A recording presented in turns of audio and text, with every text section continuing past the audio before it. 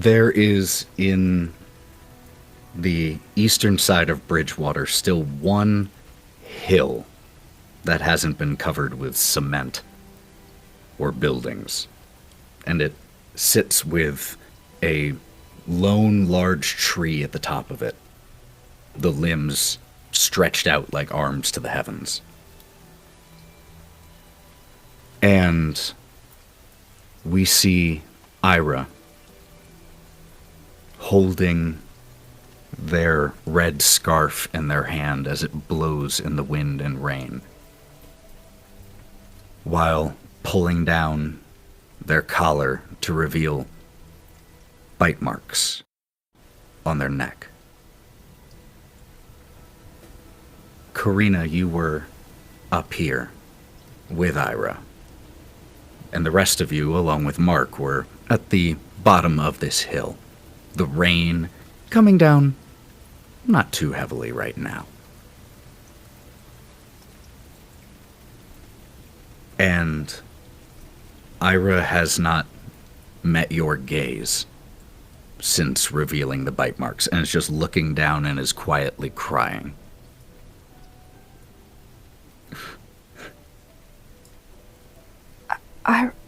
Ira, what? Karina's going to reach out and, take her hand, if Ira will let her, and just hold it and give it a rather tight squeeze. Ira, tell me what happened. Please. Looks down the hill, making sure that Mark is still there. She's come to me twice in the night.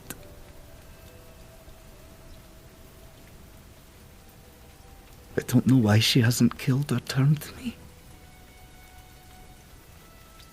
And they ball their hands into fists at their side. I don't know if this is some kind of sick game she's playing, or if she just likes to see people suffer.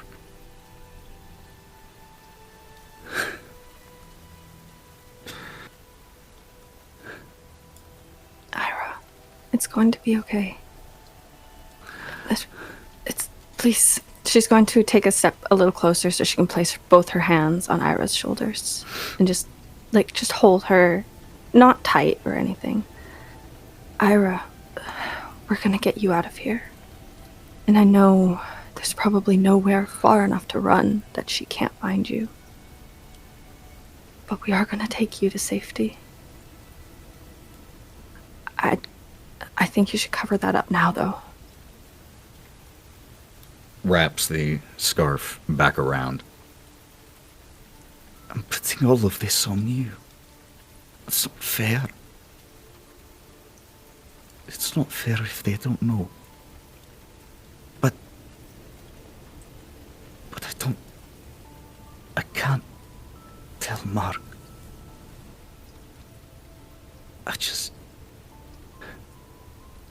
I don't know what he would think, and I just can't bear the thought of him looking at me like I'm a monster. You're not a monster. But I don't mind holding this. I don't mind keeping this. After today, after Doyle, I don't know how people react. And I know that if you're telling me the truth, if you are not turned, if you were just a victim, that I will protect you. But I don't want somebody else to shift. I don't want somebody to get angry or suspicious. You have to keep this close. And it's best not to tell Mark. I'm sure. Finishes knotting the scarf. All right. In that case, puts the box back in the hole from whence it came. The items that were inside tucked away or stowed. And Then let's get going. Karina is going to just give her shoulders one last little squeeze and wipe a tear off her cheek. All right. Let's go. And the rest of you see as Karina and Ira descend the hill towards you. Ira, noticing Mark, who lifts his arms a little bit, showing the bag that he had packed for her, Ira simply says, "Oh, you pack for me? Oh, I have to trust in your sense of style." And Mark just tosses the bag, catches it in the chest. And the two of them exchange a quiet look for a while before giving an embrace and exchanging a few quiet words from one to the other. And then they part. And Ira walks to all of you. So, where to first? I can help you navigate your way through Bridgewater at least, but I don't have too much experience after that. I wrote down some instructions, and your brother gave us a little bit of an overview. We should be great.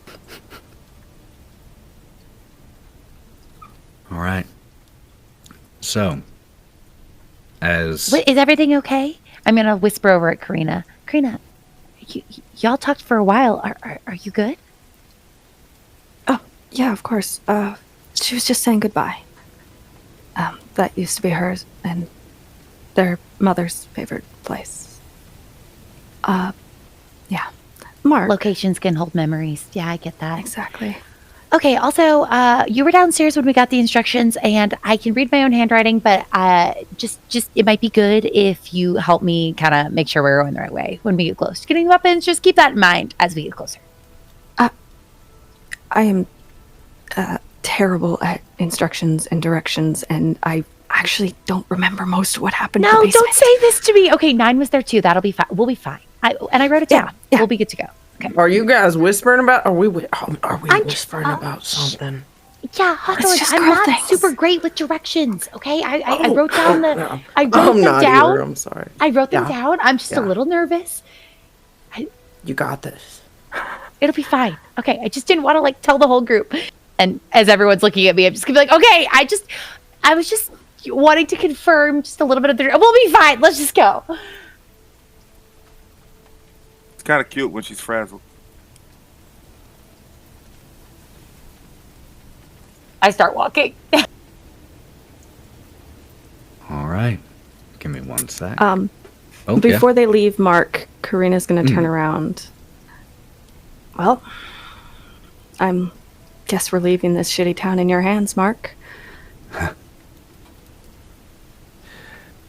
Thank you again. Sincerely. Remember what I said about the train? Yeah. I'm more worried about you, Mark. Are you sure you don't want to just come with us?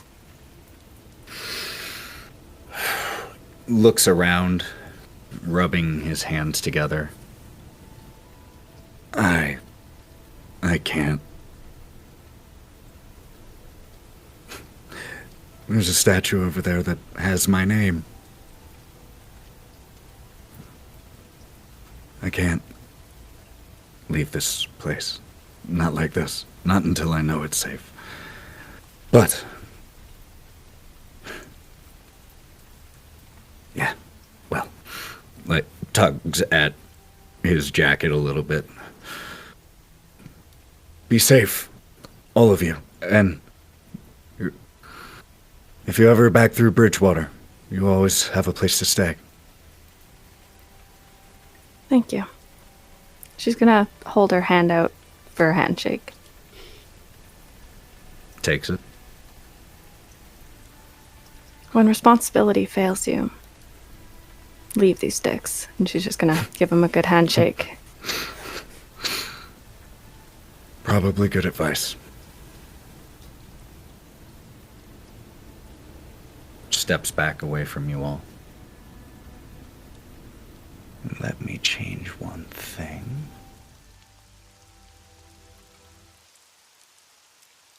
So, you wrote down the directions that Doyle told you as to where a weapons cache had been left prior to the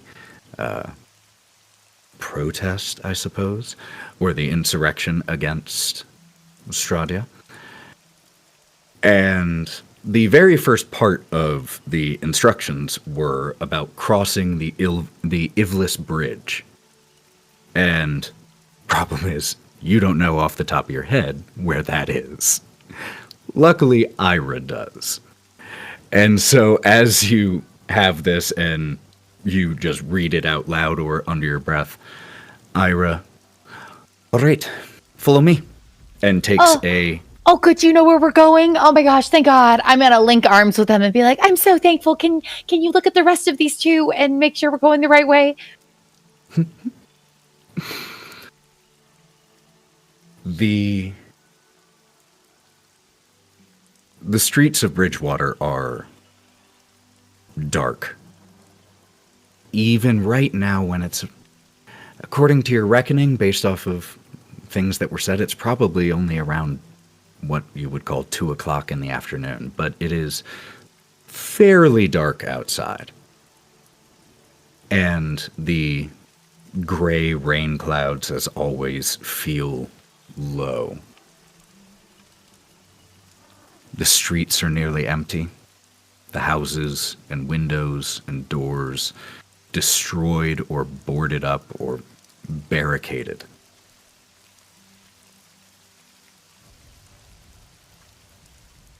You have to walk for a little while. Ira tells you this.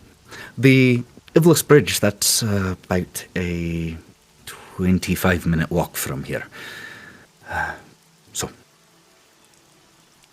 as you all are heading along, could all of you make me a notice check, please?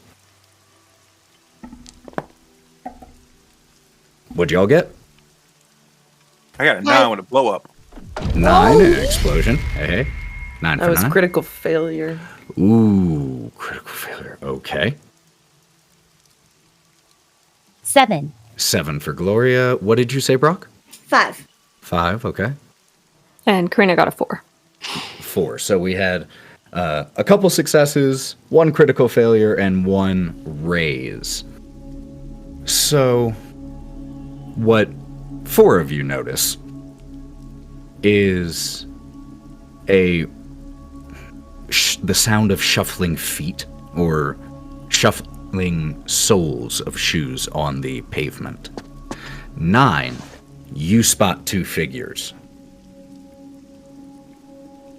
in the fog that makes seeing only about anything more than 150 feet pretty difficult. But you see 2 figures in the fog, and it's only shortly after you see them that you hear the cocking of a gun. State your names. Who's there? Do you all kind of just so? Hey, Ira, is this what they do to your people here? They're just pulling guns out on motherfuckers now? They're watch. I've got this. And Ira steps forward. It's me, Ira. And you hear a oh, and the sound of the gun, the hammer being whatever the word for that would be. I don't know guns well enough. When it's not cocked anymore. I admit my downfalls. Uncocked. That's what I would say. Uncocked. We'll go with that. Yeah, I'm sure there's a better way of saying it. I don't know it. I'll look it up. And the 2 figures step out of the fog and shadows, and you see young man, young woman. The young man looks a little bit more skittish and nervous, while the young woman strides forward fairly confidently. What are you doing out here, Ira? We are actually leaving. On a assignment to the Lucky Hills. From Mark. The two of them exchange glances. Well, I honestly can't say I blame you. Getting out of here if you can. And I'm sure whatever you have going on there is... So, and the woman leans a little closer to Ira and whispers, but those of you who pass that notice check can make it out very easily. And you just hear, "You're sure that they're not taking you if you need help?" And Ira goes, "No, I promise, it's all right. What were you all doing out here?" The two of them kind of loosen up, and the young man speaks up. "We were looking for the Lanstons. Hasn't been any sign of them since the assault, but someone said they saw people out here who match the description of the family, so we've been scouting around. Haven't found anything yet, though. Keep your eyes open for them. Have you seen them?" She looks around at all of you. And realizing that the rest of you probably don't know who those are. Mother, father, 2 daughters and a son. Seen them? Looks over to Anton. The son was about 8 years old. Girl's a few years older. Have you seen him?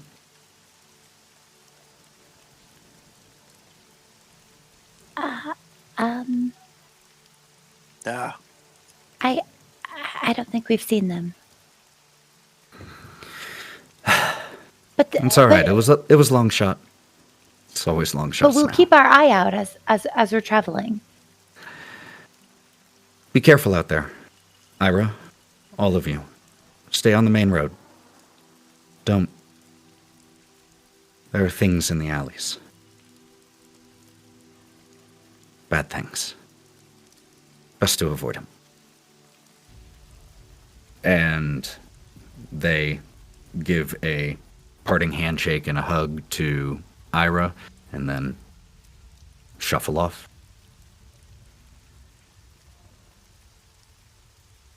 So, Ira, do people just go missing in this town all the time? Not usually, but Stradia's, her retribution left many people fleeing. We've managed to find some that were presumed dead, but most of them. But sometimes all we have is that hope, so people keep looking.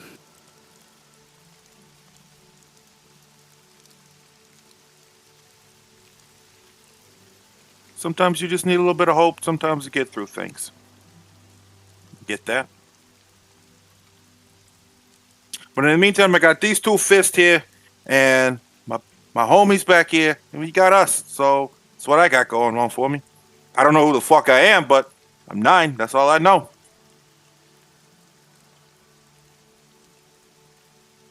As you all continue pressing on through the foggy, abandoned streets of Bridgewater, just the occasional streetlight still straining to stay on and stave off just a little bit of the darkness.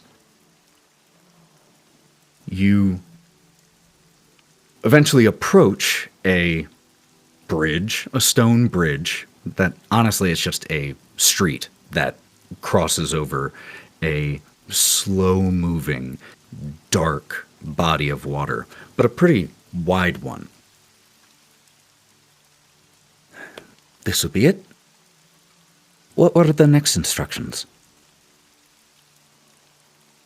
I'll read them. The next thing on the list that we marked. The next instructions were walk 300 feet south and turn into an alley. So, you all start walking. And I'm going to count my paces based off my height. I think that I know my stride length. We can get pretty close to 500 feet. so actually, as you start to head that way with Ira by your side, could all of you make me another notice check, please? I'm going to roll this. Would this be when we're investigating, would you say, since I'm looking pretty closely? Because I do have that investigator. Not this. This situation is definitely a, flash and notice something. Not studying something. Shut him out. 10 with a raise, goddammit. Yep, 10. So that's a raise. 1. 1. That is not a raise. 5 a success. I got an 11. 11. Almost a double raise. And Hawthorne? Hawthorne, he's somewhere else. He got a 2. He's just not Another noticing 2. things. Oh, poor guy. He's honestly thinks that there's Remember, you can danger always spend above. a penny if you ever want. And I'm not. Yeah, that is true. I could spend You don't not have to. right You now. don't have right, to. not everyone else is. I'm Karina has walking noticed something really enough. carefully. I'm trying to measure my steps so we go exactly 500 feet. Well, I was going to try and get paying in front of attention you. to that.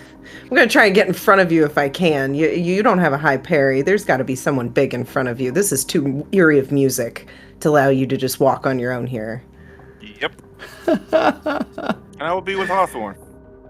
You just have a constant inner soundtrack going. Wait for me. Brawk follows. So I'm paying attention to Gloria, and I'm not noticing anything else. So, you all walked another 5 or 7 minutes after your encounter with the town watch before you arrived at this bridge, the River Ivlis Bridge. Those of you who succeeded without a raise, notice that behind you, the direction that you came, in the fog that has gathered since you've passed, something moves. And those of you who succeeded with a raise are able to make out the silhouette of a large dog. Speaking of dogs, Lancelot is with you. Let's not forget that. Yep, Ira has been taking care of Lancelot. But you see the silhouette of a very, very large dog. And again, those of you who succeeded with a raise, as you're taking a quick pause here on the bridge before setting off in the next part of the direction as you were reading it, the two of you see that the dog walks and then sits just on the edge of the fog line, watching you all.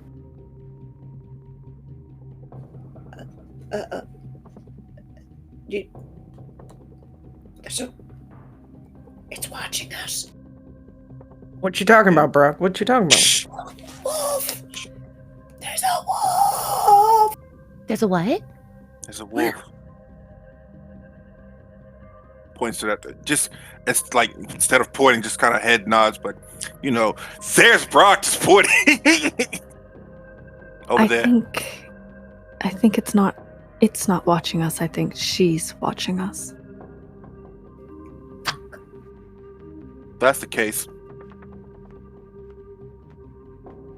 Flips the dog off. Not you, Lancelot. Why hasn't it moved? Have we moved? I think it was still walking. bro. Should we probably not grab the things we're hypothetically, if we were looking for something, would this now be a better time to not look for it? I mean, from what I can tell, she seems to be watching us always. Or almost always. Do we want to just dispatch the dog and move on? Do we just ignore it?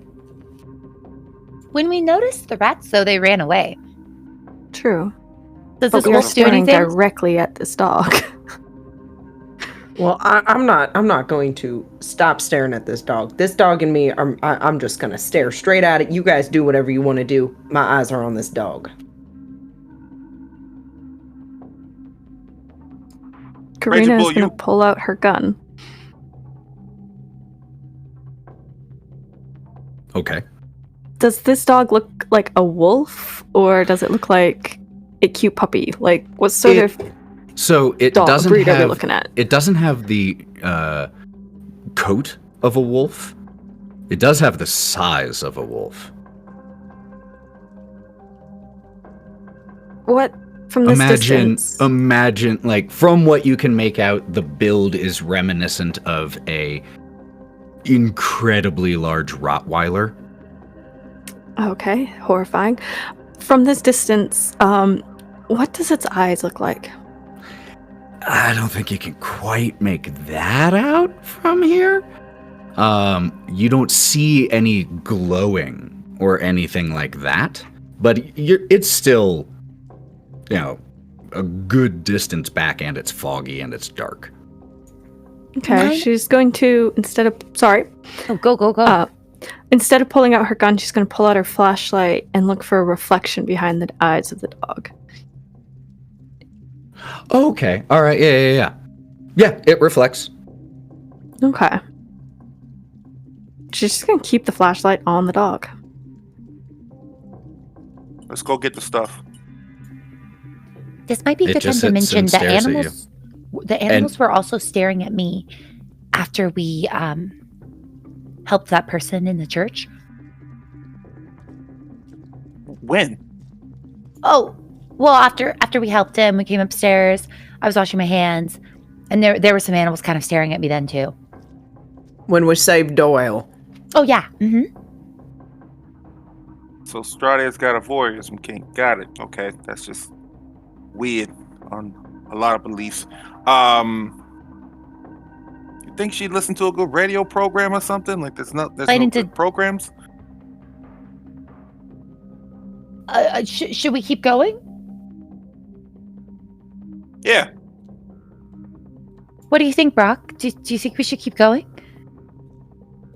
I think he's like wringing his hands, and he wipes his hair from his sweaty forehead. I don't think that standing here and just making eyes that it's gonna make it any better. I think that if this bitch is watching us, excuse my language, if she's watching us, she's gonna keep watching us. Leave the dog alone.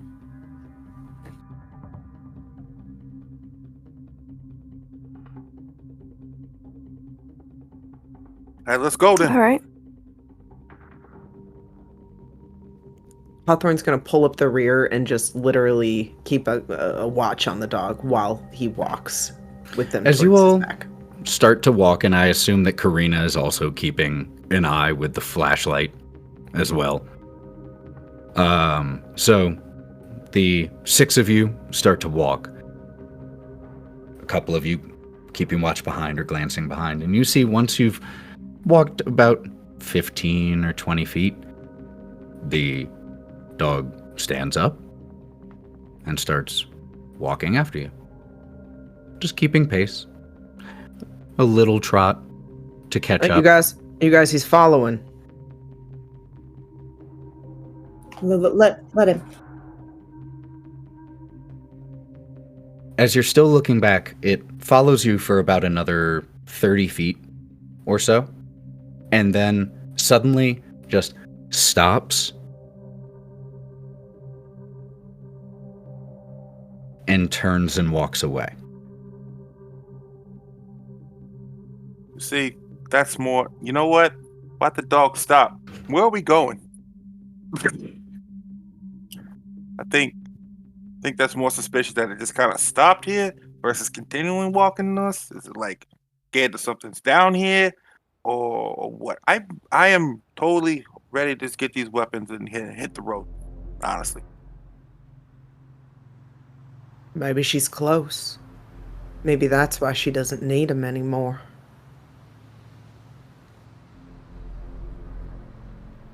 From my understanding, she could be anywhere, right? When you say that, Hawthorne, Karina's going to take a step closer to Ira and kind of take Ira's hand.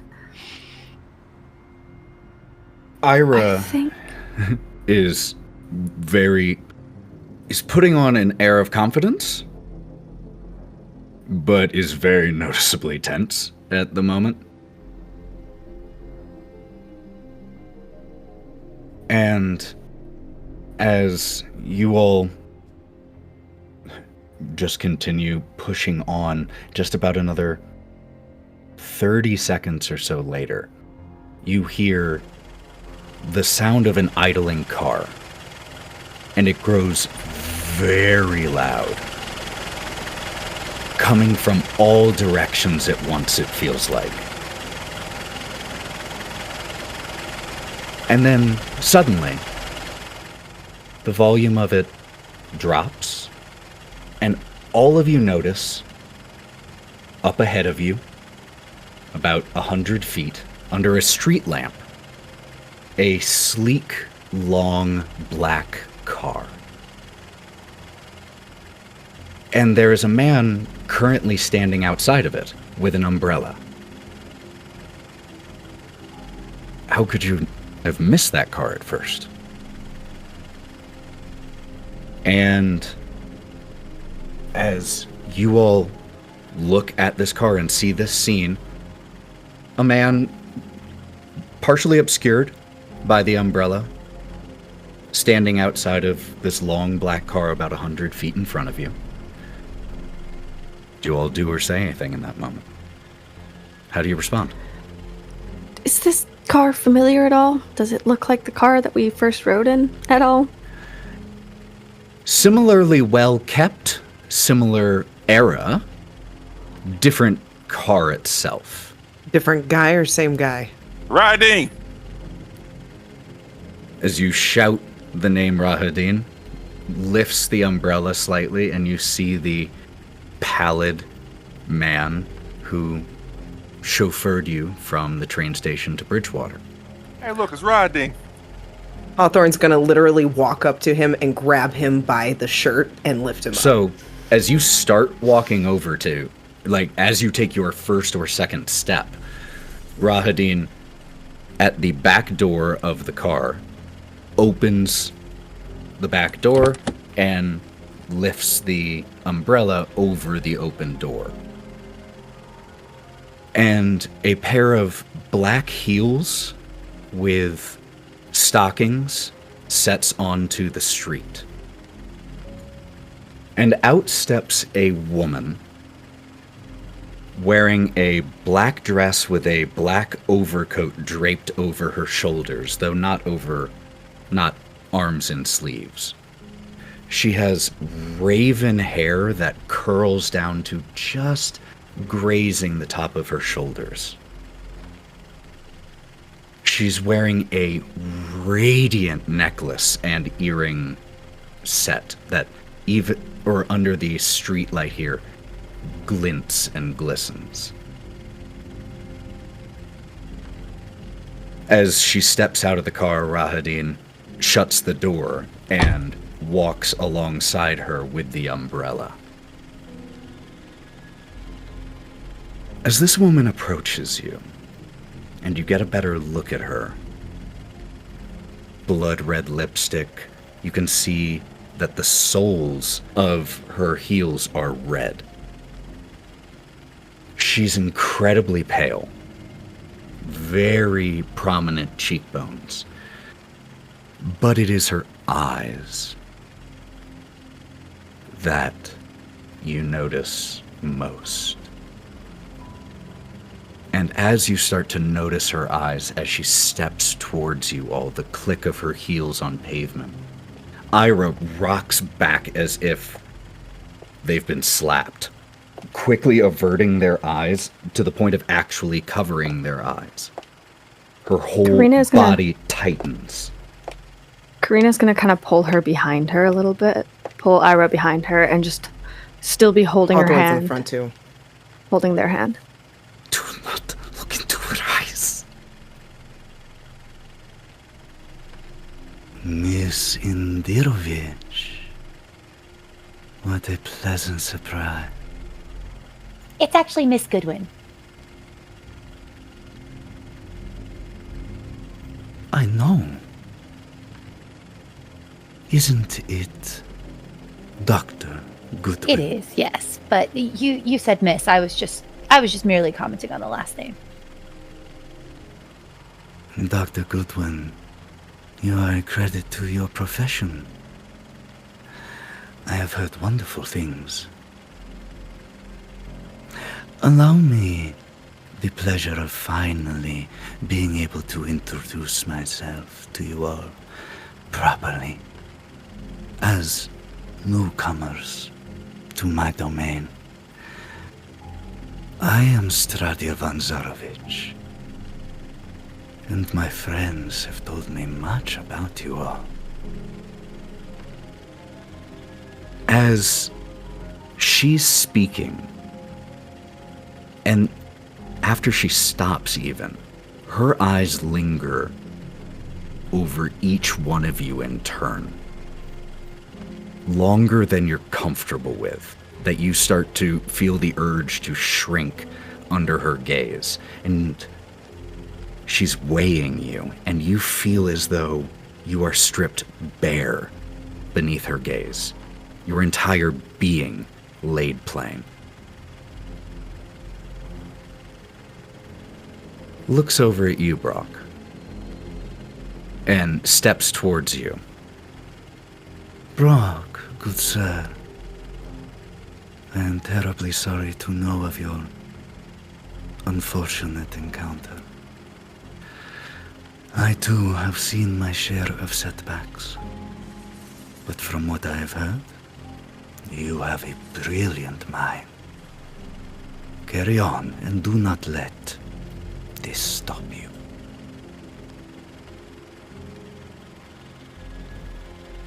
Ah, yes, your constitution.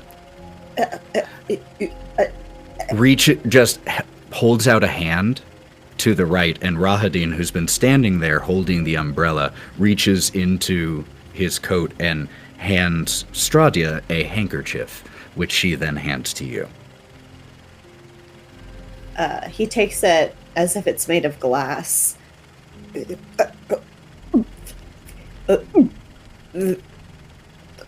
Thank you. And he turns and he hides his body behind Hawthorne. Which turns her gaze onto you. Hawthorne, how do you do? And extends a hand to you. Hawthorne will not take it. Disrespectful.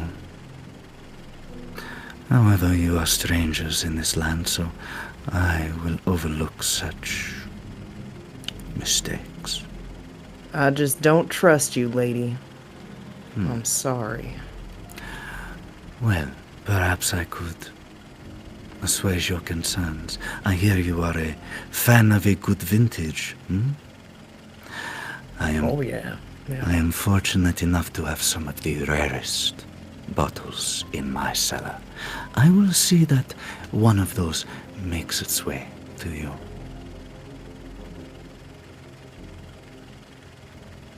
Well, okay, and that would be pretty nice, but I still don't trust you. But that would be nice, thank you.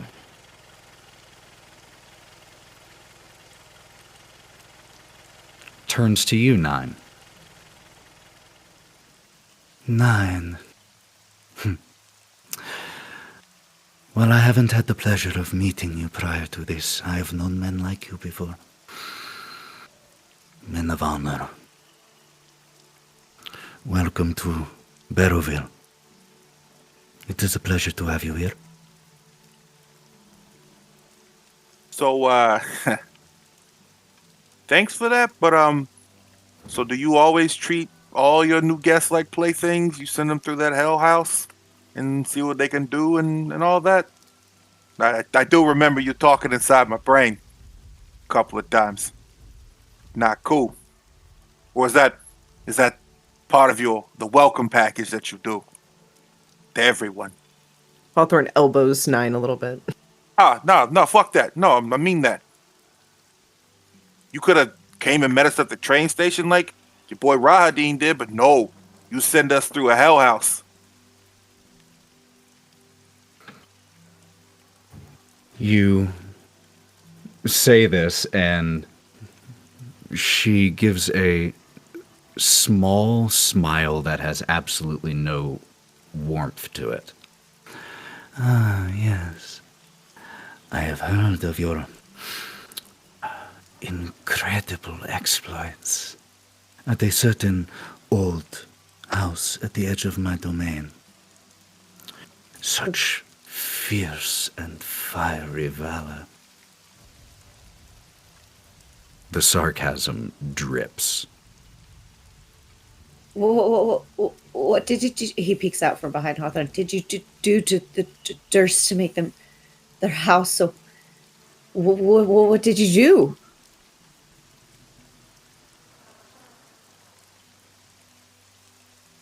I'm not sure the exact details are any of your concern, but suffice it to say, they served me. And She smiles. however, they thought they did more than that. Sometimes it is important that those who serve remember that that is what they do.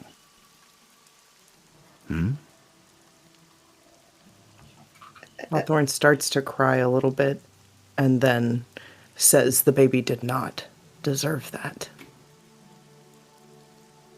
They gave a lot for your love.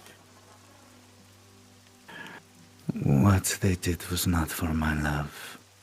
What they did was for love of themselves. And that is why they suffered. No, had they been acting out of love for me, they would still be around.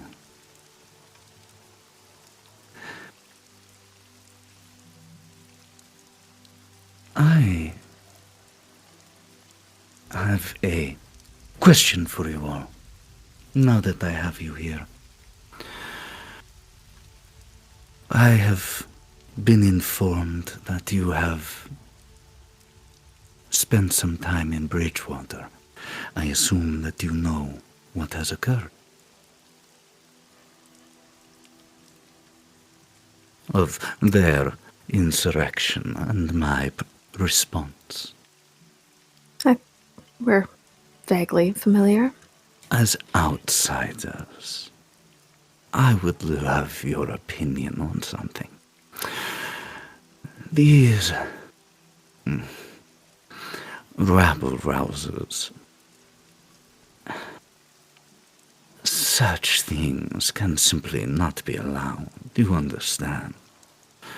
And Mark Indirovich has been preventing the full consequence from being paid. Why should I not simply destroy the entire town now? It is within my capacity. So I struggle to understand why I shouldn't. Maybe you can help me.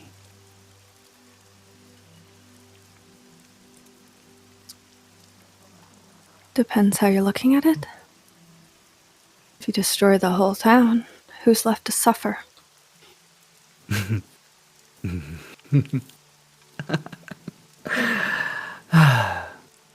Karina, I had almost forgotten about you. Steps towards you. But how could I? I have seen someone like you before, too. You remind me of her. A woman of action. Not afraid to do what is necessary when it needs to be done. Even when it is difficult. Yes? Or have I misjudged you?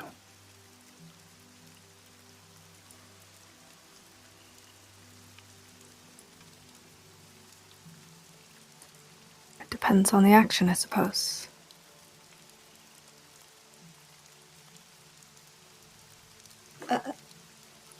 I have a quick question. Why destroy something already within your domain? They already fear you. I am not an unreasonable woman, and I do think there is some merit to what Karina has said.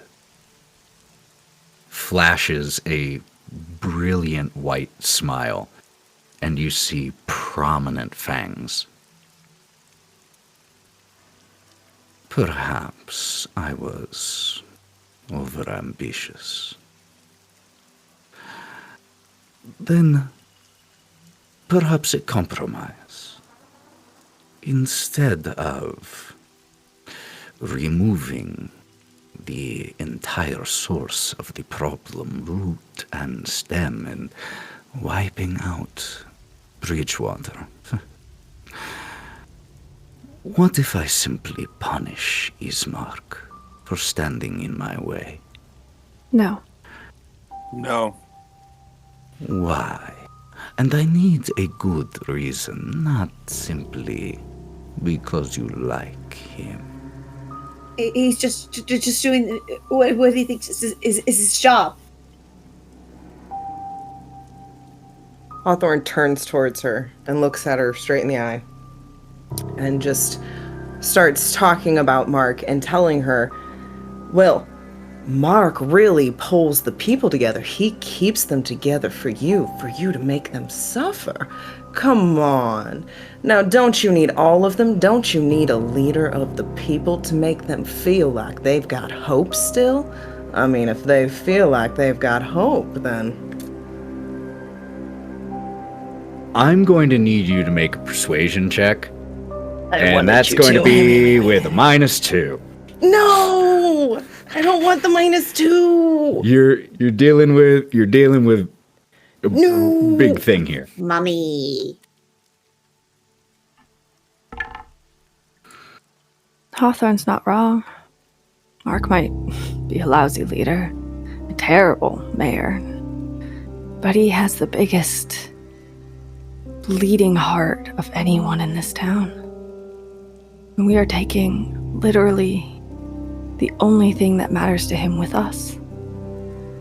You obviously enjoy pain. You obviously enjoy watching people suffer.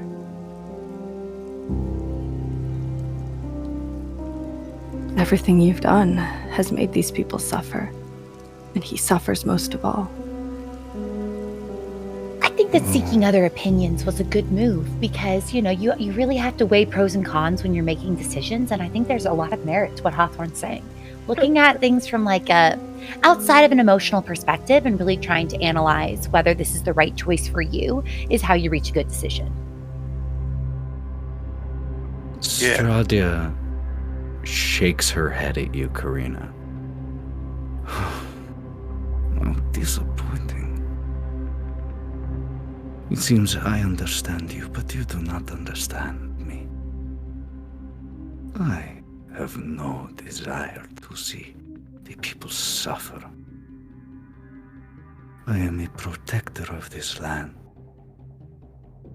It is mine and my responsibility. And you, Brawk, you said that I should not properly discipline Ismark because He was simply doing his job, but if the job is to stand in my way, then the position should be eliminated. Do you not think? See it from my position, Brawk. Those who prevent the wheels of justice from spinning simply cannot be allowed to interfere and linger. Once you get one uprising here, you get another. It is exhausting. Not to cut in, but I think this is an important moment to realize that are you trying to dissuade people from future uprisings, or are you acting as an emotional response into what has happened? Because if we think about like a restorative justice and how to dissuade people further, that's an entirely different thing than punishment. And I think that you're honing in on something here, but you really do need to look at it from the angle of what's best for this land you're ruling, not necessarily reacting out of anger. Make me a persuasion check. Yeah, I won my persuasion check, by the way. I got an 8. You got an 8 also? Okay, wonderful. I was just trying to back up Hawthorne. I don't know. Hawthorne already, because I'm excited for Brock's answer too. Yeah, but I'm excited for Brock's. Okay. So we've got those. Nyne, you said you rolled a persuasion check? What were you saying? No, I was saying Sally had got like a 10 with that Hawthorne. -2. Yeah. Yeah. Oh, Hawthorne. got it. Okay. Great. So we have those 2 successes, and that is noted and will be taken into account. But the question was still immediately posed to you, Brawk. I don't have any experience necessarily in government or management, but it would seem to me that in order to stop something from happening, you have to put someone in at the top who keeps the peace, keeps calm, keeps the people controlled, and what better person to do it than a legacy like Ismark.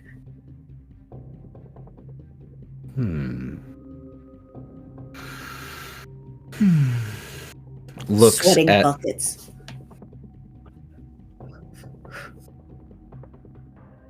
Stradia looks at the 3 of you who were forming this little argument here, this little point.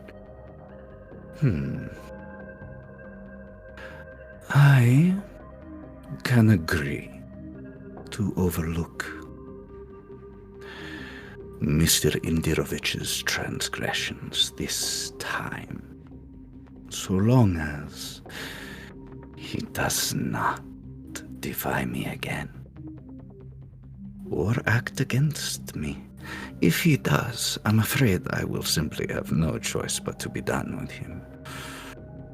My patience only stretches so far. You understand.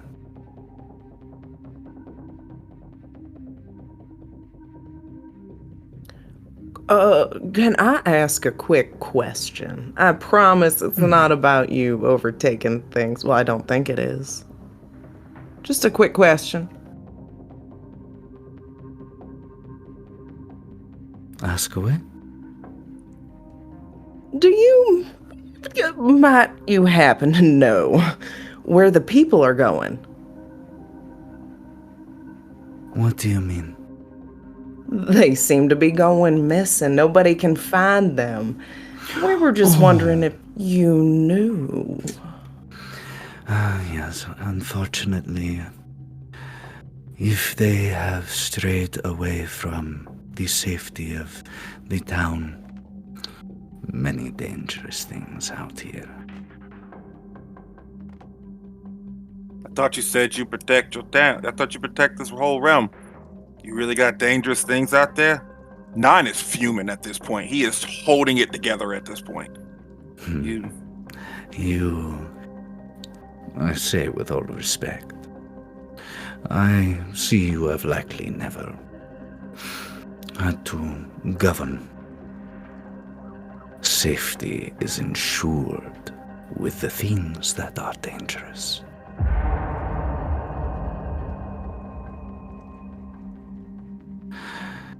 It has been a pleasure making all of your acquaintances. I'm sure we'll meet again. Miss Indirovich. And gives a nod to Ira, who has just been locked behind behind you all this whole time. And unless anyone has anything that they would say before she As turns she and walks away, Hawthorne literally is just like, don't forget about that vintage, It's the good stuff we were talking about. And leave Ira alone.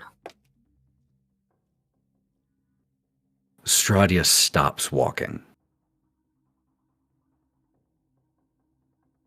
and turns around. What did you say? Karina's gonna straighten herself up because she's been just slowly shriveling. She's gonna straighten herself up, pull her shoulders back. I said leave Ira alone.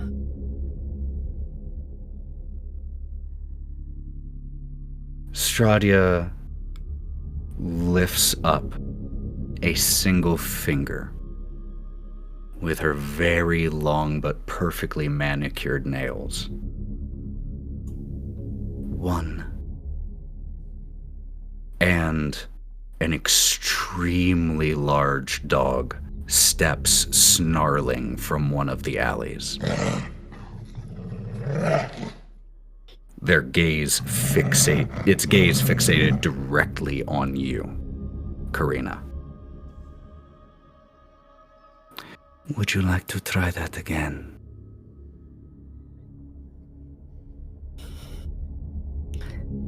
Leave Ira alone. She's under my protection now. Leave her alone. 2.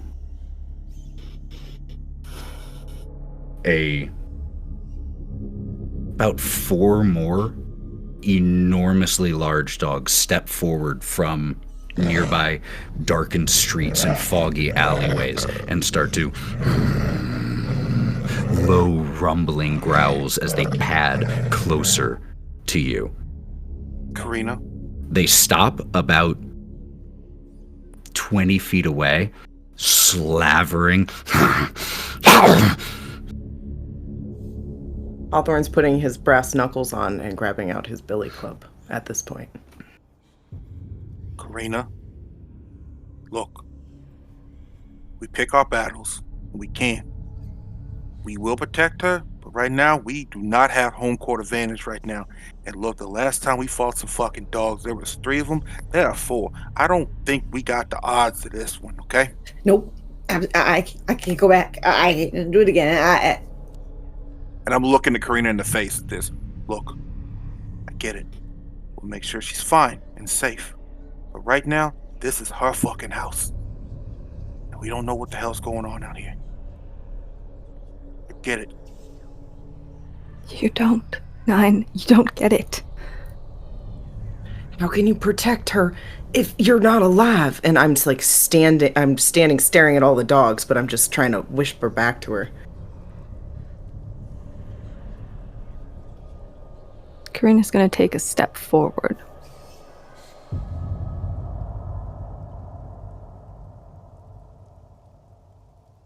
And she's just gonna look back at Ira.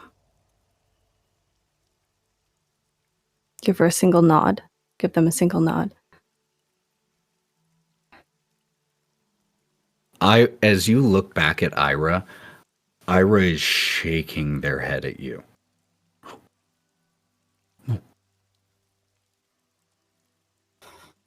Karina, I think that maybe we should talk a little more, and we just made her acquaintance, and maybe calm down a little bit, maybe?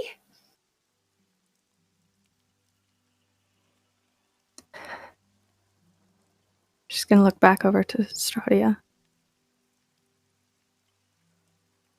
She stands under the umbrella still, 2 fingers raised, still as a statue. Her eyes are they are a combination of insightful boredom and patient hunger. Karina, I know we all have a lot of questions. I, for one, would really like to talk a little bit about the lack of sun and maybe growing things, but I think that maybe some of these questions are for future conversations.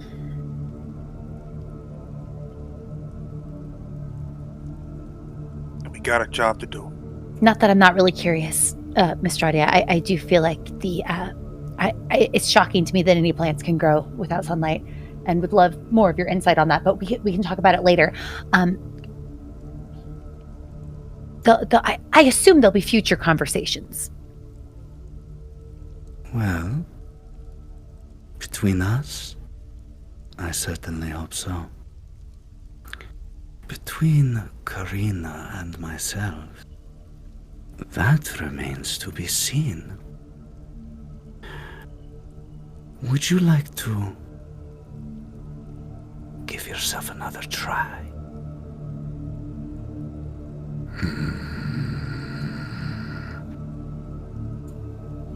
I stomp on your foot, get lightly, like. Apologize to that woman. Fine.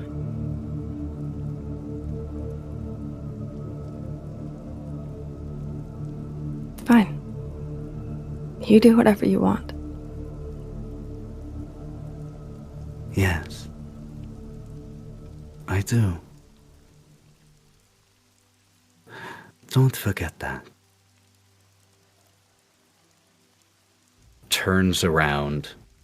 Rahadin escorts her to the car, shuts the door, and the half-dozen huge dogs that had emerged form this small little, not a perfect wall, but, stand between you all and the car as Rahadin gets in, starts the engine, drives off.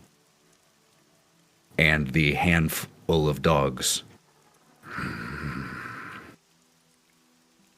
slowly disperse. Karina just falls to her knees like the second the dogs are gone. Brawk throws up at the same time. Okay. Look, oh, he threw up. Okay, what? Okay, first of all, what the fuck was that, Karina? Like, Before we start pointing fingers, I do think it's a very, very odd way to govern, asking random people that don't live here and aren't from here as your counsel. Clearly, she's surrounded by people that are making her decisions even worse. If we're the ones she's seeking for political advice, when clearly none of us are qualified, we don't even remember anything. No offense, Hawthorne. Continue. It's just I had to get it out. One taken. fair enough. Not that your advice was bad. I want to clarify. I think you had some good thoughts, but I just also think that, like, coming to us, it speaks to there being more issues here. I don't think. He catches his breath a little bit. I don't think that she came to us for advice. I think she came. I think she came to remind us that we're playing her game. And he throws up. Oh, then in that case, Nyne, you should probably continue. Yeah, we probably shouldn't have provoked her. Thank you. That was the point that I'm getting at. Like, this ain't. We are just pieces. She brought us here. We got called here. We don't know who we are. She knows who we are. And I guess she decided to give us these little fucking personas or whatever. That's a big word for me. I remember that. Personas, okay? Like, she's bored. She's getting ready to just destroy a whole fucking town because why? Because she's bored. And we are just look, we do not know anything about this fucking place. If we want to beat her, fine, I don't care. But I need some more information and more things about this town and figuring out who the hell we are. Okay? And I mean all of us. And he looks down at Karina. All of us. I want all of us okay and safe. Okay? Just... God, you... Hawthorne turns and looks at Ira. Are you okay?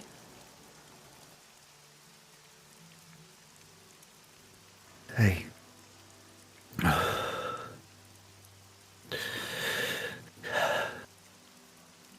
I don't know.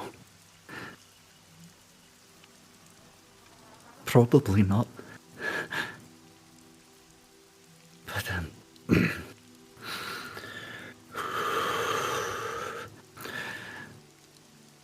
thank you for not turning me over or backing out on me. But you... Looks at you, Karina. You can't go against her. You can't. No, not for me, not for anyone. You can't. She's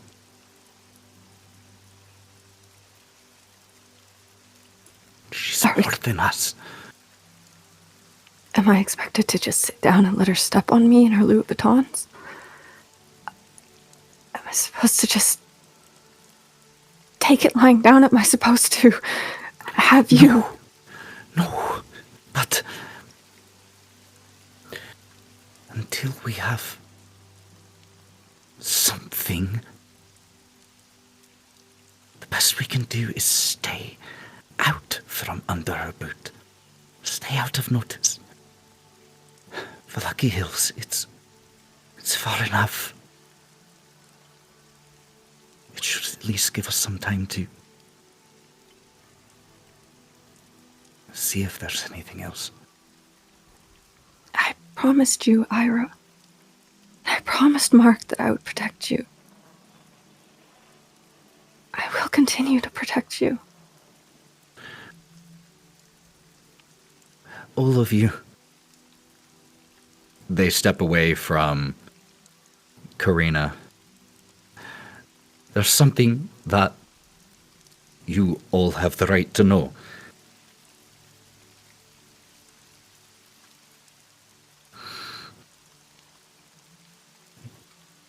Stradia has visited me before and bitten me twice. She did not turn me.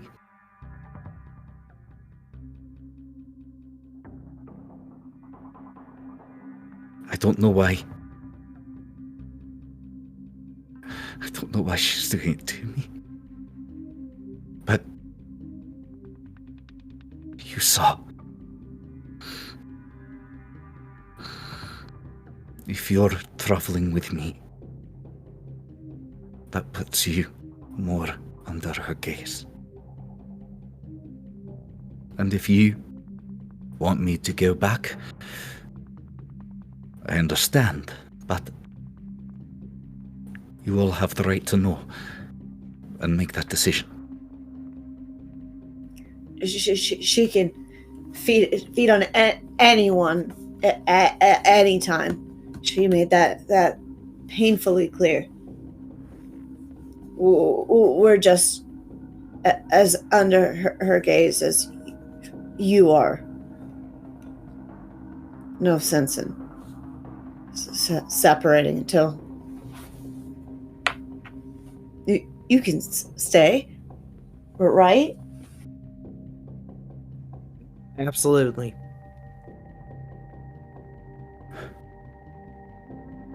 Thank you. Thank you all. Well, then, let's find that supply of weapons then. Should be done this way. And starts striding down the street. And let's go ahead and take a really quick bathroom and stress break and all of that. And we will pick back up here in like 5 to 7 minutes. Don't go anywhere, friends. We'll be back.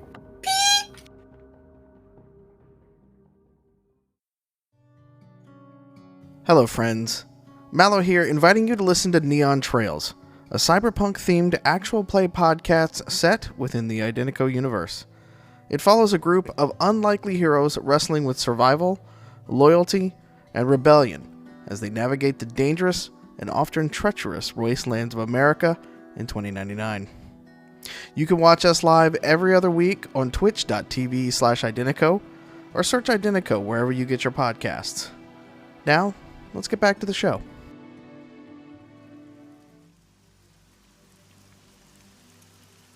You all follow Ira, who is striding confidently on ahead and counting to themselves, as the instructions were walk 300 feet, and then they stop and turn. And they are standing roughly, they have to make a little bit of an adjustment. It's not a perfect measurement, but just near where they stopped, there is the mouth of an alleyway. Yeah? Walking up while she's doing her paces, Hawthorne's going to lean into the group, and because we're kind of a little bit behind her, and go, "You guys, she seems real special to her. Does anybody know why?"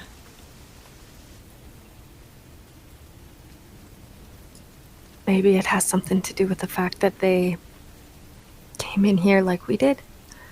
They just arrived. Or maybe Straudia really does have a thing for redheads.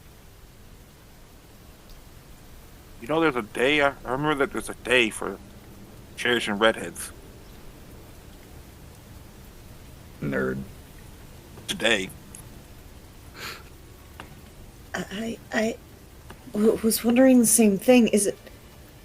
Is there, do you think, a preference, truly?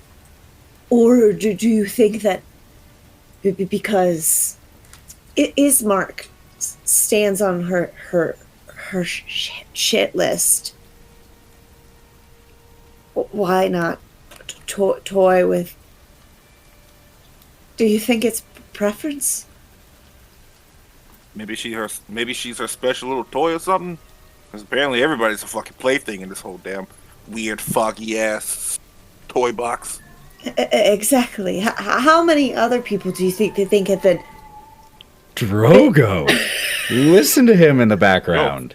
The cats. There's our cats, ladies and cats gentlemen. in this fucking town. See? See? Yeah, just hold on. Just listen to that.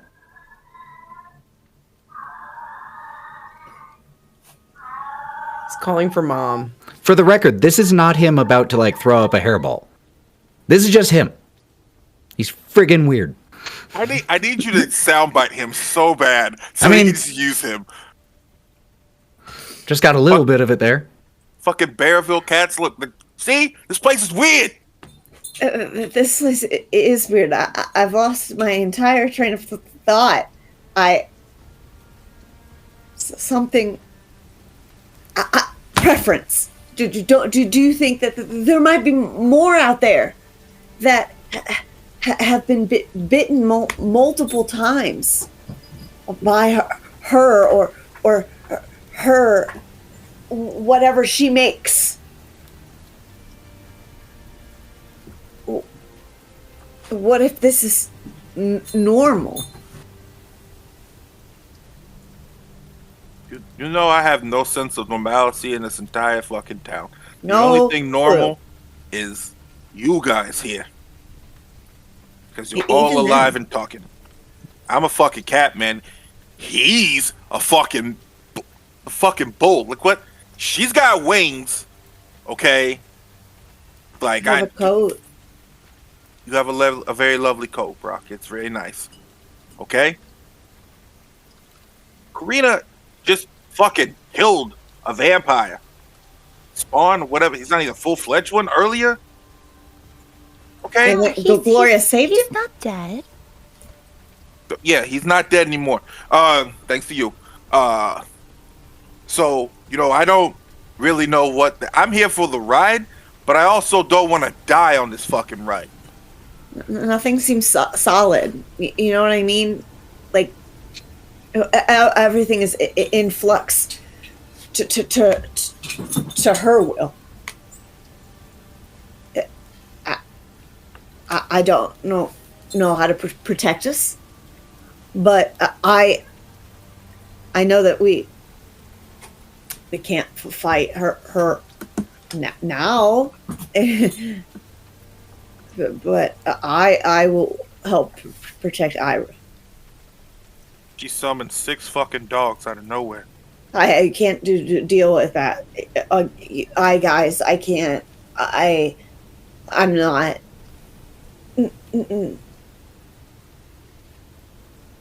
Well, you guys, I think she's done counting. Hang on. Did you reach the steps? I think the whole 300 step system seems a little inaccurate. I was thinking the same thing, although I know my pace is generally like about a little over a foot.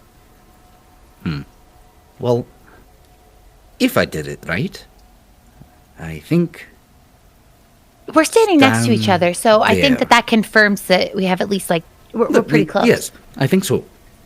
And what you see is the mouth of a very, very densely fog-covered alley.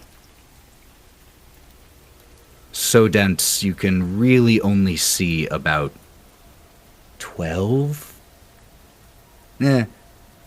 7 feet into the alley before it is all just obscured. Karina's gonna lift the flashlight to see if she can't see a little further, and probably makes it worse. But I was about to say, have you ever used a flashlight when it's really foggy out and it just illuminates it all around you and somehow makes it worse? Yeah, it just hits the wall, but it also lights up all of the water particles all around here, and it just turns the whole area a little ghostly white for a sec. Nyne? So, in regards to this fog, do my night vision work? Dark vision? How does that work for me? So, dark vision deals with the whole lack of light. It doesn't let you see through things better. It just lets you see better when it's dark. Fog is a totally different issue. Cool. I'm just gonna walk in then. Hawthorne? I was wondering if you could see any footprints or anything. Hawthorne leans towards Brawk and Brawk, you've got great eyes. You're really good with finding things. Do you sense anything wrong? Do you see anything? And then Nyne starts walking in. Brawk! Is the flashlight still lit?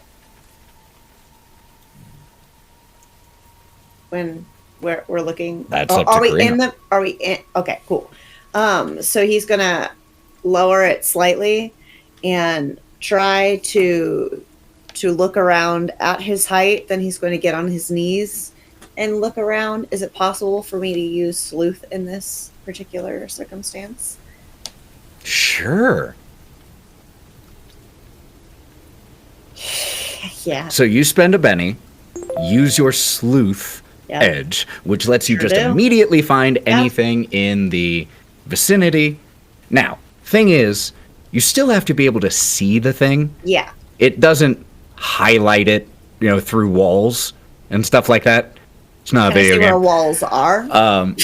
But so what you are able to pick up here at the mouth of the alley is you do just a quick estimation. You'd probably guess this alley goes in about 60, 70 feet at least. You see some trash on the ground here. And then you notice footprints in a bit of concrete grit. And with your sleuth ability, multiple footprints. Like a group of people? Yes, Okay. Going what direction? in to the alley. Okay. Wait. It looks like there was a group of people who went forward in the alley. That way. You want me to keep going? Let's hinge in. I'll say at the forefront. All right, I got you back, kid. Do we know how recently these people were here? Can you tell? I don't know how fresh the tracks look. With the I rain. can't smell the time.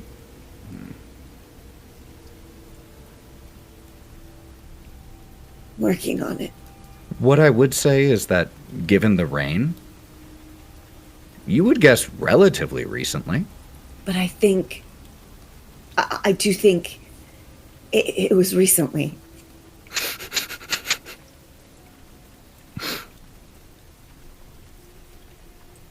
Town's fucking with you, ain't it, Brawk?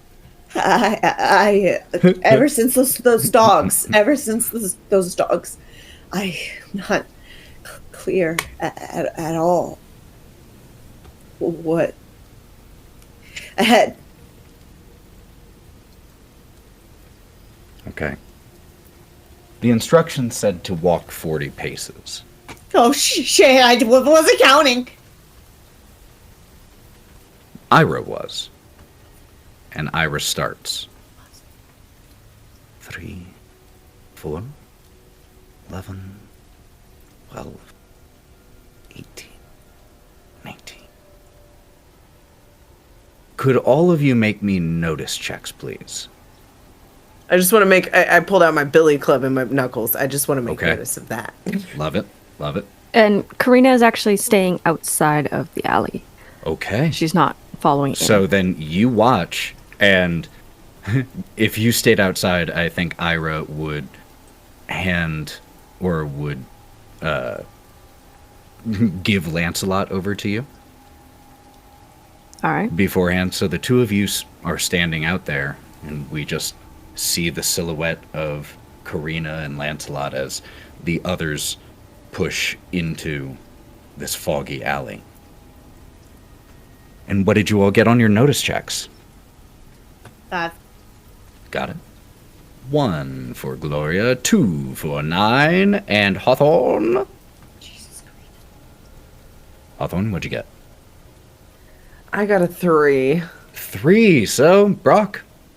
Wait, Karina. I got an rolled 18 on the outside of the alleyway. But you are on the outside, so you're going to. I mean, what a raise! But there. And so you will notice things, but it will be considering, you are about 20 paces farther back than the others are. So, Brawk. Actually, we will start with Karina. You hear the footfalls of your compatriots as they walk into the alley beyond your sight. And with that many you said 18? So with 3 raises. Jeez. You, after about... You just hear a faint shuffling sound down the alley that it doesn't match the gait of any of your friends. It could be nothing. It could be someone just moving past some newspaper or something like that. But you just hear something. And Brawk, you, as Ira says, 23, 24, you realize that you all are not alone in this alley.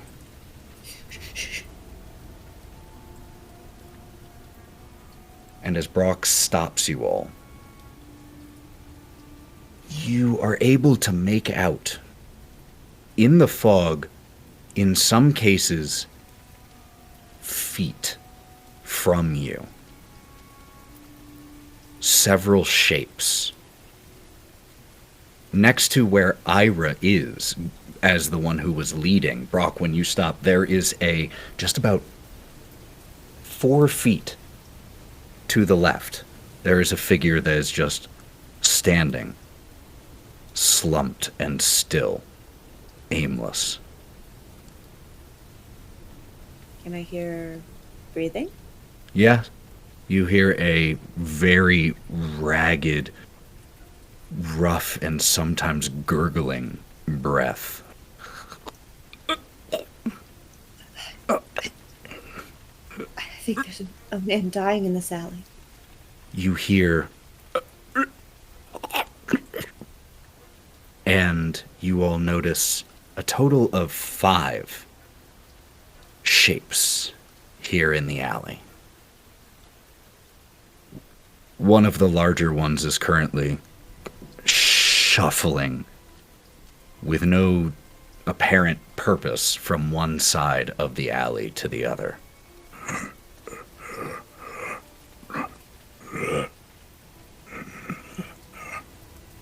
I don't think they're dying. I question if they're sane, even. You think they're like the ones we saw at the house?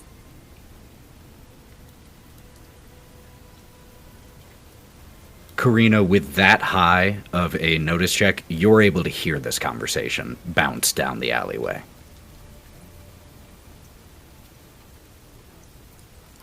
What's going on down there? Can we hear her? Mm-hmm. There's some things down here. 5 of them. Kind of Can you sound be like more specific? right now. Okay, look. Right now, it sounds like those fucking things we fought at the house. Okay, they're making noises. Okay. How close are they to us by now? Like I said, the closest is just standing stock still about 4 feet from where Ira stopped, but Ira has slowly backed away from that.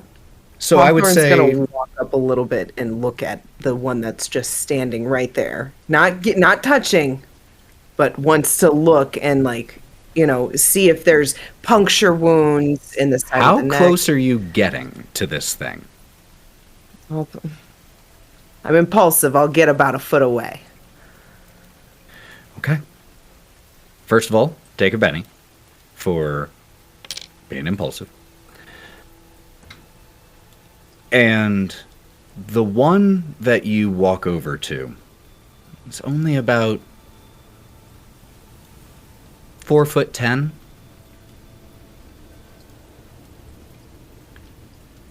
And as you start to approach, it's then that a few of you notice, just as you're looking at these shapes, there are 2 taller shapes, seem to be adults, and 3 shorter individuals. And as you approach one of the shorter ones, Hawthorne, the clothes that this girl is wearing are muddied and torn. And her skin is pallid and gray and ripped in places. Currently facing away from you. So what I would like from you is a stealth check. I'm not stealthy. A 0. 0. I'll spend 1 Benny. Okay. Yeah. Throw those bennies around. That is 1 for me. I got a 9. I'm trying to open up my character sheet to give you that Benny. Okay. Oh, no, you're good. You're good. Okay, so And a you 9. exploded. Yes. So there's a rumble of distant thunder that helps to cover your steps a little bit as you step forward. And she's facing away from you, just staring at the wall of the alley.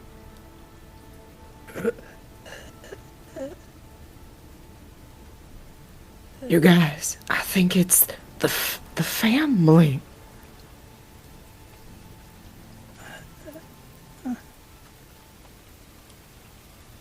Fucking hate this place. Are they okay? Do they need healing? Are they okay? And as you point that out, Ira raises hands to their mouth. No. Damn it. Oh. You guys, I think they're undead or something. Her skin is falling off of her. Can we talk about this back out there, perhaps? Yeah, I don't want to. Yeah. Hawthorne will start to slowly back up too. Back out of the alley, and Karina, you see as they return.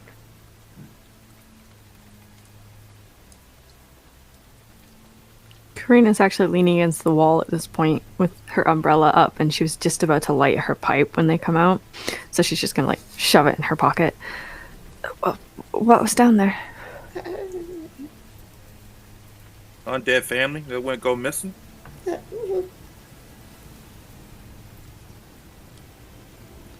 Hawthorne's just in shock, just sort of staring at his hands. He's not good with the kids.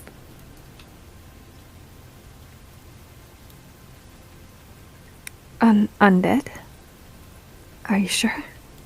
Yeah, we're ready. They made undead sounds. Were they hostile? We didn't stay. Her skin. Her skin was falling off. Brawk, maybe we should try to help them? Do you think I feel like we should try. The distant sound of happy children. A rare sound here in Bridgewater. Cherish it while it lasts. Y'all hear that? No, I didn't. What y'all talking about? Do we have to do it like Karina did, and kill them first, and then heal them, or how do we do this? You're the expert. Since I was in the alley too, Mm. did I get the sense that they were dead? Ooh, okay. It's an interesting question.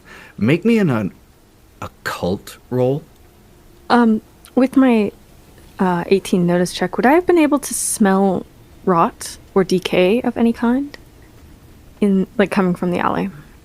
Here's the thing. That is a very high roll. It is also an alley. And it already has a series of distinct smells. But what I will say is you definitely get a lot of unpleasant smells. And rot and mildew is definitely among them. The origin of that smell is more difficult. Can't really distinguish This distance, them. yeah, there's nothing Okay. that distinguishable here. There's been a few dead bodies in the alleyway. I rolled a 9. 9. Okay. When you looked at them, the way they were moving was unusual. The color of their skin. And you were able to notice a few missing. On one of them, the adult woman, a large section of her hair was missing. The scalp, just a weeping wound. It's possible that someone could live through that.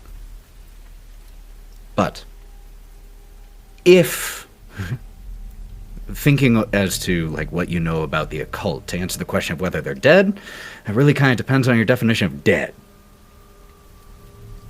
They, in all likelihood, with a 9, they would be classified as undead. Seems a very reasonable classification. Could be wrong, but that's where you're leaning right now. Brawk, I don't know. The injuries, I don't feel like they're alive. Then I don't. I'm sorry. I don't think we can help them.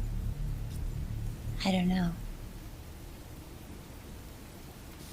I think we can't go back. And Why not? what if they're. Gloria, what if they're hungry? They didn't look like vampires. I don't know what does and doesn't eat. If I were to attack somebody, I'd definitely use my mouth. What? Are you sure that'd be the optimal way to attack somebody? If I don't have a weapon on my body. I feel like maybe I'm not the best to give this advice because I don't know if I'm very good at physical violence either. But You can bite someone. Are you sure, Nyne, that's the best strategy? Not in this case. But, okay, but obviously. Germs? I don't. But for them, they're not thinking. For me. You don't want to Okay, never mind. I'm out of my depths, but I don't feel like biting enemies is the way to go. I feel like but Nyne is more of an expert in this, so I guess take his lead. We're getting off the mark. Hawthorne, did they feel like they were vampires? Hawthorne's still staring at his hands, and he looks up at Gloria and says, "They're not vampires. They reminded me of that baby that I was holding. Something sort of like between life and death, something that she's controlling, a puppet. It just didn't feel right. Are you guys even prepared to kill some kids?" I don't think that was my plan. I'm sorry, we got into talking about biting and eating people. I know, it's I was horrific. confused. Hawthorne agrees, Brawk. I don't know if that's the best strategy, but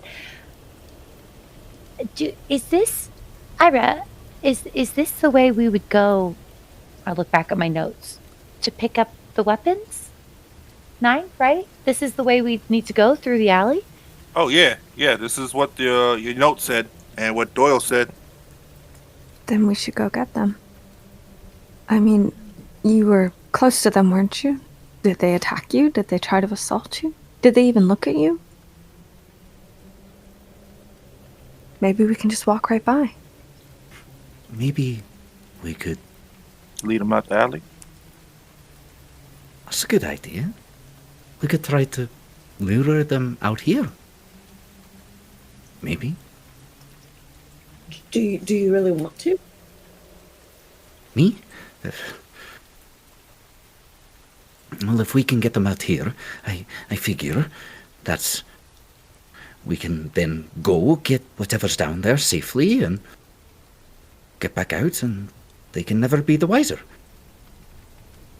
But what if we lure them out here, go in the alleyway, and they cut us off? Then we are... Well, that's the same thing we've already got. Fair enough. When we were in the alley, did it look like a dead end, or did it look like there was like a through path, like we could maybe loop around? See the end with the heavy fog, so you're not 100% sure on that one. So if anything, this is the only way out. We go in, corral them up. One of us goes in, corrals them up, and then leads them out while the rest of you stand on the other side of the alley and go in and get the guns. This is a terrible plan. I guess the big question is, we're going through this effort to get these weapons. Do we think they're useful? Do we know what they are? You know, we didn't ask. Did we ask? No, we didn't ask.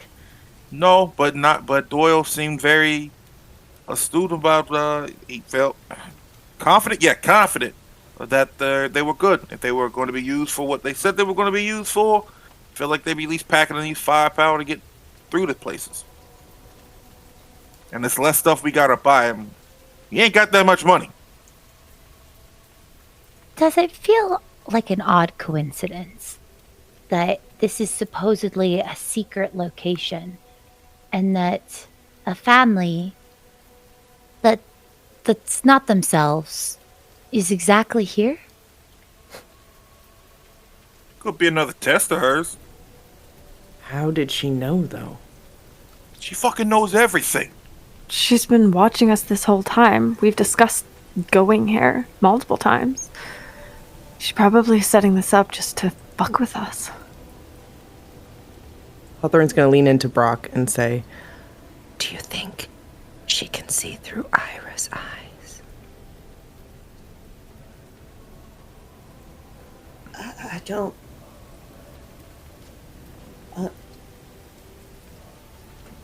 Should I? Hawthorne goes back to the group like we weren't talking about anything. No. Fuck. Look, I'll run interference while you guys go get the things. How about that? But by yourself? I'll stay Yeah. with you. Oh, honey. Oh, yeah, okay. That'll be fine. Yeah. You got this.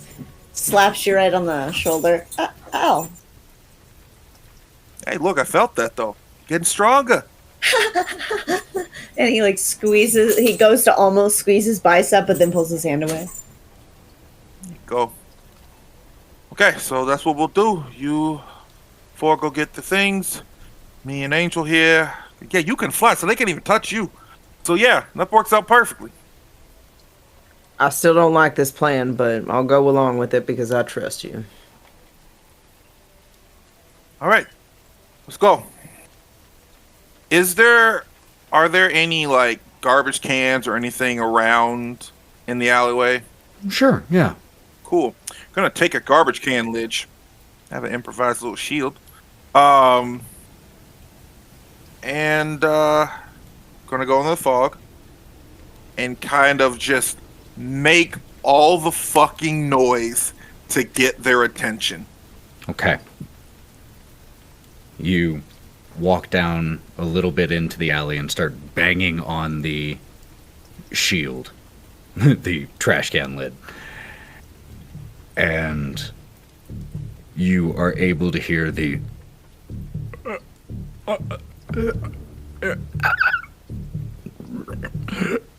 and the shuffling, and just 30 or so seconds later, they start to form out of the mist.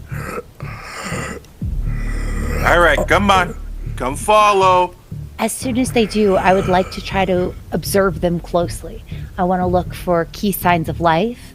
I want to look try to notice if they're responding to the words that he's saying, or if they're just moving on their own kind of like impulse reaction, or if it seems like they might be controlled. I'd like to carefully observe them. Got it. Make me I'll give you a choice. Either occult or in, I took the investigator. Oh, yeah. So I'd love to investigate it specifically. So that would be +2 to my notice roll on a D10. Yeah, let's do that. Is that something I can do? I'm totally cool with it. Let's do Okay. that. 11. Okay. I'm going to specifically answer some of the questions you asked. No, they don't seem to be specifically responding to any of the words that Nyne is saying. The way they're behaving is very basic, and that is following the sound. Their eyes, those that have both of them, are dull, clouded, and in some cases missing. I don't want to be a hindrance to Nyne, so I'm going to fly up so I'm out of their reach, but hovering right there so I can observe them closely, help if needed. And Got it. I want to try to see if there's anything I can do to help them. As the rest of the people are going in the alley, I'm going to stay with Nyne, and I want to try to watch them from above so that I can't get myself hurt. Okay. But Love that. I'm going to try to see if there's something I can do to help. Okay. I'm going to lead them to another alley further away, a few blocks down. Hopefully there is a catwalk or a fire escape on one of these buildings that I'm leading down the alleyway to. Okay. You are banging on the lid of this trash can, and the rest of you watch as these 5 forms, one after the other, shamble and shuffle the direction of the loud metallic banging that echoes from the concrete buildings and streets. And the noise grows slightly quieter, and they fade into the fog and into the distance. And Nyne, you are walking, banging, leading them, shouting. You find an alleyway, heavy with fog. And you lead them down? Yep. I'm making sure, because if she's made with these people, there's other people that have been missing. Nyne knows that. Also, going in other alleys with the fog, we already went down one. There's some people there. I'm listening to make sure that there aren't similar sounds in the alleyway before I go down it. Totally. Okay. Make me a notice check. Cool. Don't hold me, dice. You didn't hold me. 5. 5, okay. No, you do not hear any sounds or see any shapes down the alley. It is just very heavy fog, so you don't see anything. And you bang, bang, bang. Ain't gonna get him to a point where we get in there, and I'm gonna keep banging it and yeet that fucking trash can lid and hop up on the fire escape. You continue to do this. Bang, bang. Bang, bang. Nothing. And you don't see anything either. All you see is the white of the fog. All around you.